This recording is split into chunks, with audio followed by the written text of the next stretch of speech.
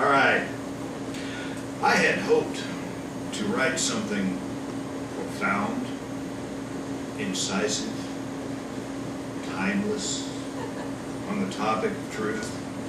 I was working on just such a poem, and I think I almost had it figured out, but then I got distracted by an article that I read in a newspaper, and it just sent me into a tailspin, and I lost my train of thought.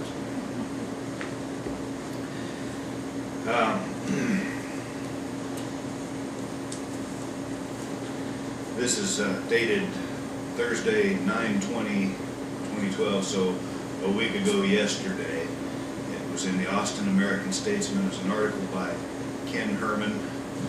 It says, Perry calls on Christian soldiers. That's the headline in the little blurb. The governor attributes drought's end to prayer and decries secularism.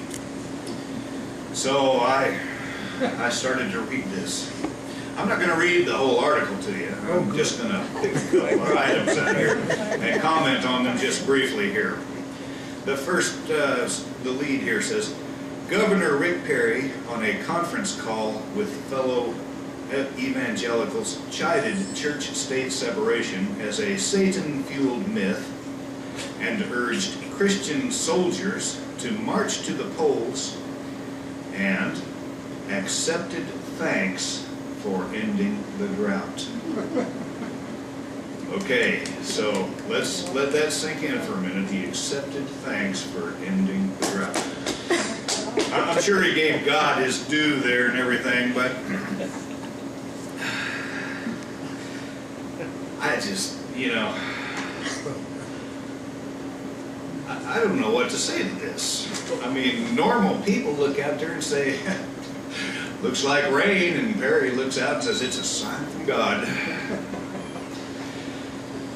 I don't know whether it bothers me more that we have this wacky-do governor that believes this garbage, or the fact that we apparently have a few shiploads of my fellow Texans that believe it. Because I kind of feel like I'm living in the world's largest mental institution at times. One day I looked for Rick Perry to walk out on TV and pull a rabbit out of the hat, with God's help, of course, and half a dozen evangelical ministers will say it was a miracle. So anyway, later on here in the article, he says, this is Perry talking here. Perry told participants in the nation is engaged in, and this is a quote here, so I think it sounded like this. The nation is engaged in spiritual warfare. In fact, it may be growing stronger as President Obama and his cronies in Washington continue their effort to remove any trace of religion from American life. Well, you might think that I'm going to make fun of that statement, but actually it's true. It's just as Chuck Norris and his wife got on TV in their commercial and said that if Obama's reelected, it's going to usher in 1,000 years of darkness. It's just true. I mean, that is the plan. I can attest to it because, you see, I'm a member of Obama's secret army. I have a certificate here. I'll show this to you. It's a certificate of appreciation awarded to Michael D. Jones in recognition of valuable contributions to Obama's war on religion, and it's awarded by Obama's secret army and signed by B. Hussein Obama and Joe Biden. Now, I'll pass this around. Y'all can look at it. Anyway, look out, 1,000 years of darkness is upon us.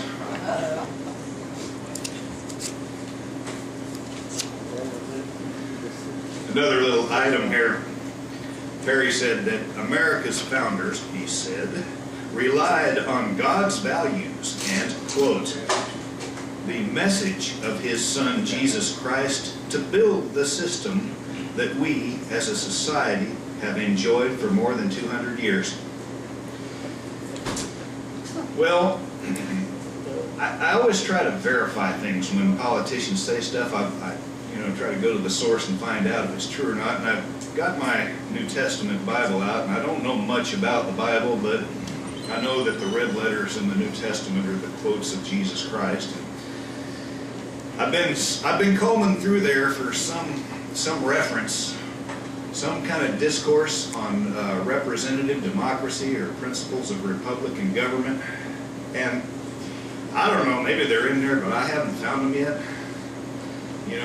I've been seeing the passages on, love the Lord your God with all your heart and your neighbor as you would yourself. And it's harder for a rich man to pass through the gates of heaven than for a camel to pass through the eye of a needle. But nothing about principles of democratic government. I haven't found it. I don't know. Well, anyway. Let's get on with this. Down here to the very end, the penultimate paragraph of the article says, in ending the call, host Reverend Rick Scarborough referred to the response, Perry's 2011 Houston prayer rally. Scarborough said, the press was willing to mock the calling for prayer and fasting, but had failed to document that what everyone thought would take years to replenish our lakes and streams almost happened in 3 months. Well, it was news to me. I guess that, the press has fallen down on the job, too busy mocking and not reporting it back. But again, I try to verify. So, I went to the LCRA website and I printed this off the day before yesterday. It says, how full are the lakes? 44%. The ongoing drought continues to impact the region's major water reservoirs as lakes Travis and Buchanan fell below 900,000 acre-feet of combined storage, or about 45% full on Labor Day weekend. Rainstorms in mid-September helped, but added little water to the highland lakes. August was hot and dry, typical weather for this time of year, and about 1.25 inches of rain fell in the Austin area in August. The weather conditions have kept most of the tributaries that fill the highland lakes flowing at a reduced level. That's not what Reverend Scarborough said. But I'm sure the Reverend wouldn't lie. But he might fail to mention a few things. He might fail to mention, that actually Rick Perry started his calls for prayer back in April. And I pulled an article here from the Atlantic Monthly, and I'm quoting here. This is from a document that Rick Perry had signed. It said, now, therefore, I, Rick Perry, Governor of Texas, under the authority vested in me by the Constitution and statutes of the state of Texas, do hereby proclaim the 3-day period from Friday, April 22nd, 2011, to Sunday, April 24th, 2011, as days of prayer for rain in the state of Texas. So from April 2011 to August 2011, the drought stretched on. Then Rick Perry's response on August 6th, it was easy for me to remember because it was my birthday.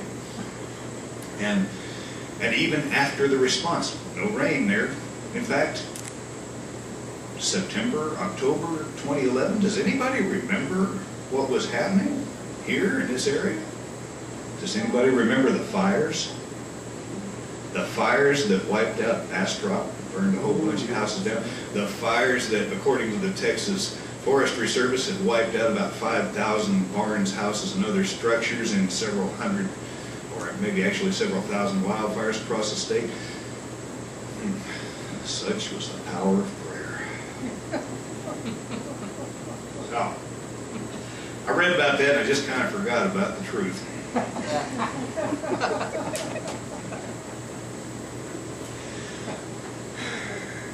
If Reverend Scarborough says that the press mocked this, well, my feeling is they didn't mock it quite enough. And as a member of Obama's secret army, I think it falls to me to mock it properly, and that's what I set out to do here today. I'm going to do it with a little sing-along. If any of you care to join in, you're welcome to. In fact, I'm going to make it easy. I got the words here.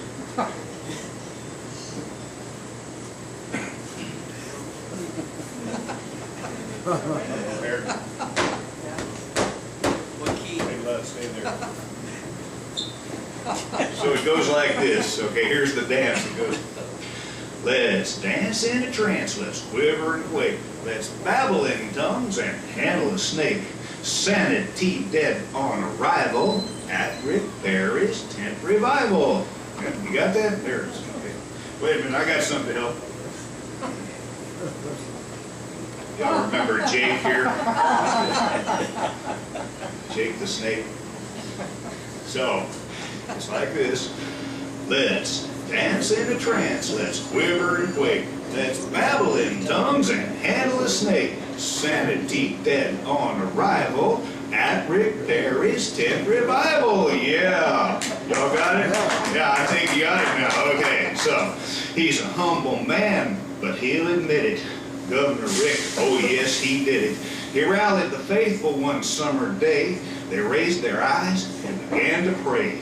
It was their prayers that broke the drought. Of that we surely have no doubt. They asked God to end our pain, and 1 year later, we got rain. Oh, let's dance in a trance, let's quiver and quake, let's babble in tongues and handle a snake. Sanity dead on arrival at Rick Perry's tent revival. Yeah, okay. Now, don't be duped by liberal fashion. We've got to curb that teenage passion. If we want God to end our pain, we must teach children to abstain. Christian soldiers rally round. Let's pass a bill for ultrasound. Let's show our girls how much we care. We'll put that probe you know where. Oh, let's dance in a trance. Let's quiver and quake. Let's babble in tongues and handle a snake. Sanity dead on arrival at Rick Perry's tent revival. Yeah, okay. Now our faith is true, it's not a joke. Just take a breath and try not to choke. The Lord will bless us for our zeal. We know what is and is not real. Government is no solution. Let God take care of air pollution. And if our faith in God abide, why, we could drink insecticide. Yeah, well, let's dance in a trance. Let's quiver and quake. Let's babble in tongues and snake. Sanity dead on arrival at Rick Perry's tent revival. Okay. We know there's evil in evolution. Why, it's as evil as prostitution. Charles Darwin is Satan's tool. Don't teach his lies in our schools. Genesis we know is truth, so let's teach that to our youth. Let's teach them of God's righteous ways. He made the world in 7 days. Oh, let's dance in a trance. Let's quiver and quake. Let's babble in tongues and shiver and shake. Sanity dead on arrival at Rick Perry's tent revival. Yeah, okay. Here's another verse in here somewhere. Government is no solution. The poor deserve their destitution. You can't dispute our vision broad. When folks get sick, it's just the will of God. Let's keep our pastor in the mansion to fight the feds and their expansion. To hell with all that commie welfare. Don't help people out with health care. Come on, folks, let's take a chance. Let's all gather at the governor's manse. It's the will of God, it's not happenstance. Now let's all do Rick's crazy dance. Oh, let's dance in a trance. Let's quiver and quake. Let's babble in tongues and handle a snake. Sanity dead on arrival at Rick Perry's tent